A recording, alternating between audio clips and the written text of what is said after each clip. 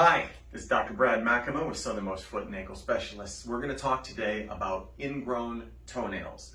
So, obviously you've come in today, you have an ingrown toenail. Our first question, which is going to dictate what we can do for you, is it infected? And if it is, how infected is it? If it's not, is it ingrown? How ingrown is it?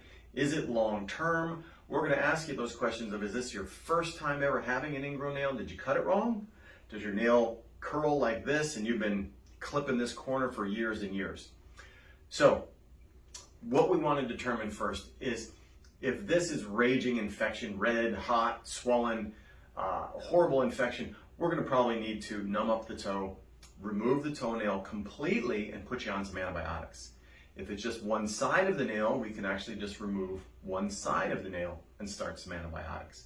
If this is a long-term problem where this is multiple times that you've been digging at that corner and just want to get rid of it for good, if it's just one side, we can remove one side permanently. We'll talk about that in a second. If the nail is growing almost in a circle, or it's a huge thickened nail that has no chance to improve whatsoever, we can remove the entire nail and not have any nail at all and just have skin present. Let me show you that.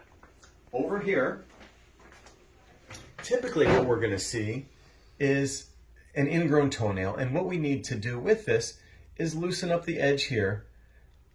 We're going to numb up the toe at the base back here. Okay, then you won't feel anything with this procedure. We free up the side, trim the edge back. We remove a piece here on the side, just a couple of millimeters on the side of the nail.